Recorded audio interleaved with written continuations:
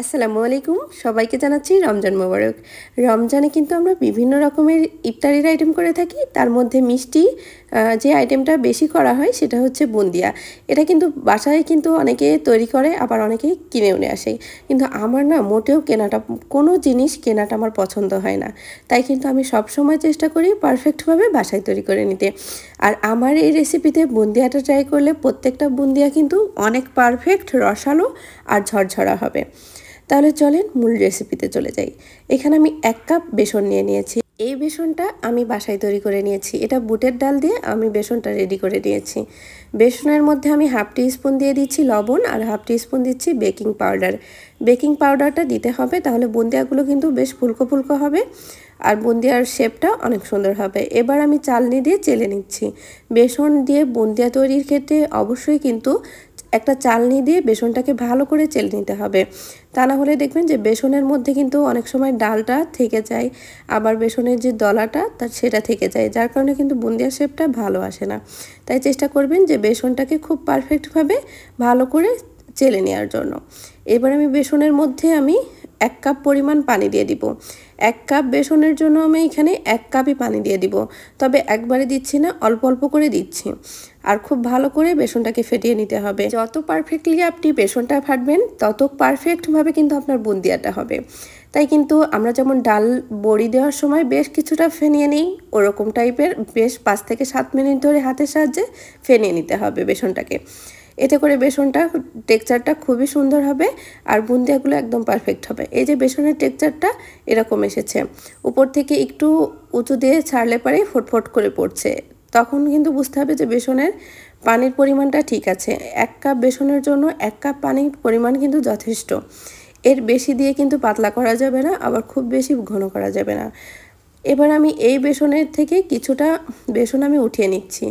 বুন্দিয়ার মধ্যে, দোকানের বুন্দিয়ার মধ্যে কিন্তু খুব সুন্দর একটা লাল লাল বুন্দিয়াও থাকে, যার কারণে বুন্দিয়াগুলো দেখতে বেশি ভালো লাগে। ছোটোবেলায় তো লাল লাল বুন্দিয়াগুলোই বেছে খেতাম, আমার কাছে অনেক ভালো লাগতো। এই জন্য আমি বেসনের মধ্যে হাফ টি স্পুনের মতো আমি রেড ফুড কালারটা দিয়ে দিচ্ছি। আর এখানে ট্রান্সের যে অয়েল বেস ফুড কালারটা সেটা আমি ব্যবহার করছি। আর খুব সুন্দর একটা রেড কালার এসেছে। আর এই রেড কালার দিয়ে বুন্দিয়া ভেজে যে সাদা কালারের বেসন আছে তার মধ্যে মিক্সড করলে দেখতে বেশ ভালো লাগবে। আমি কড়াইতে পরিমাণ মতো তেল দিয়ে দিয়েছি, দিয়ে এখানে আমি একটা ছাঁকনি নিয়ে নিয়েছি। এরকম ছিদ্রযুক্ত ছাঁকনি কিন্তু সবার বাসাতেই থাকে, কারণ আমরা যে কোনো ভাজা পোড়া ওঠানোর সময় এই ছাঁকনিগুলো ব্যবহার করে থাকি। আর যদি বাসায় না থাকে তাহলে কিন্তু একটা ছাঁকনি কিনে নেবেন। আর এই ছাঁকনিগুলো দিয়ে বুন্দিয়া ভাজলে বুন্দিয়াগুলো বেশ পারফেক্ট হয়। এবার আমি ছাঁকনির উপরে বেশ কিছুটা ব্যাটার দিয়ে উপর থেকে ধরে রেখেছি, শুধু ধরে রেখেছি। এবার ফটফট করে বুন্দিয়াগুলো পড়বে।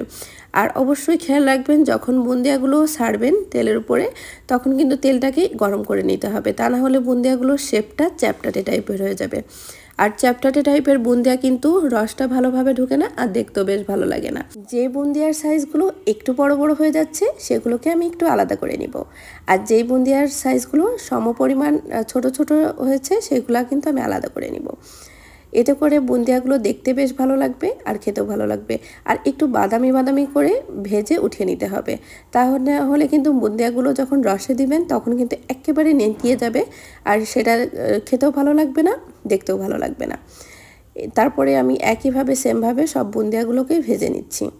আর এই বুন্দিয়াগুলো ভাজার সময় চুলার আঁচটা কিন্তু মিডিয়ামে রাখবেন, খুব হাই হিটে দিয়ে বুন্দিয়াটাকে ভাজা যাবে না।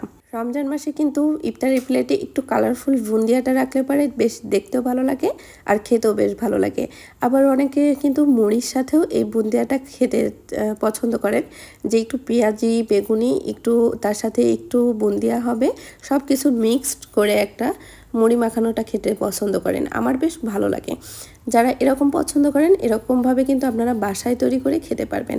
বাইরের অস্বাস্থ্যকর পরিবেশ থেকে নিজেকে রমজান মাসে বিরত রাখুন। বাইরের কোনো খাবার রমজান মাসে না খাওয়ার চেষ্টা করুন। আমি চেষ্টা করব আপনাদের জন্য বিভিন্ন রকম রেসিপি রমজান মাসে নিয়ে আসার জন্য। আপনারা শুধু আমাকে একটু সাপোর্ট দিবেন, পাশে থাকবেন। আর আমার রেসিপিগুলো কেমন লাগে আপনাদের কাছে অবশ্যই কমেন্ট করে জানাবেন। আমি আপনাদের জন্য রোজা রেখে প্রত্যেকটা রেসিপি কিন্তু তৈরি করার চেষ্টা করি, যাতে আপনাদের উপকার হয় আর আপনারা যেন সুস্থ থাকেন, ভালো থাকেন। এই উদ্দেশ্যে আমি কিন্তু সব সময় আপনাদেরকে সবথেকে সহজ রেসিপি, পারফেক্ট রেসিপি শেয়ার করার চেষ্টা করি। তাই আশা করা যায় যে আপনারা আমার রেসিপিগুলো যদি ভালো লেগে থাকে তাহলে ইলোরার সহজ রেসিপি ইউটিউব চ্যানেলের পাশে থাকবেন, ইলোরা আক্তার ফেসবুক পেজের সাথে থাকবেন। আর আমার রেসিপিগুলো ভালো লাগলে অবশ্যই ফ্রেন্ডস অ্যান্ড ফ্যামিলির সাথে রেসিপিগুলো শেয়ার করবেন। একইভাবে আমি রেড কালারের বুন্দিয়াগুলোকে ভেজে নিচ্ছি। উপর দিয়ে আমি একটু করে ব্যাটার দিচ্ছি, একবারে কিন্তু বেশি ব্যাটার দেওয়া যাবে না। তা না হলে কিন্তু একবারে যদি আপনারা বেশি ব্যাটার দেন তাহলে কিন্তু একসাথে একটা বুন্দিয়ার সাথে আরেকটা বুন্দিয়া লেগে যাবে। রেড কালারের বুন্দিয়াগুলো মাশাআল্লাহ দেখতে কিন্তু অনেক সুন্দর দেখা যাচ্ছে, কি সুন্দর দেখা যাচ্ছে। সব বুন্দিয়াগুলোকে আমি ভেজে নিয়েছি, এবার বুন্দিয়াগুলোকে শিরায় দিব। এখানে আমি শিরা তৈরির জন্য 1.5 কাপ পরিমাণ চিনি নিয়েছি। 1.5 কাপ চিনির জন্য এখানে আমি 1 কাপ পরিমাণ পানি দিব। এই রেশিওটা যে যতটুকু আমি বুন্দিয়া তৈরি করেছি তার জন্য একেবারে পারফেক্ট। 1 কাপ বেসনের জন্য এই রেশিওটা একদম পারফেক্ট। চিনিটার পানিটা যখন ফুটে আসবে তখন আমি 1 টেবিল চামচ এখানে ঘি দিয়ে দিচ্ছি। ঘিটা দিয়ে নাড়াচাড়া করে একটু ফুটিয়ে নিচ্ছি, নিয়ে এখানে আমি ভেজে রাখা বুন্দিয়াগুলোকে দিয়ে দিচ্ছি। আর বুন্দিয়াটা কতটা মুচমুচে দেখে বুঝতে পারছেন।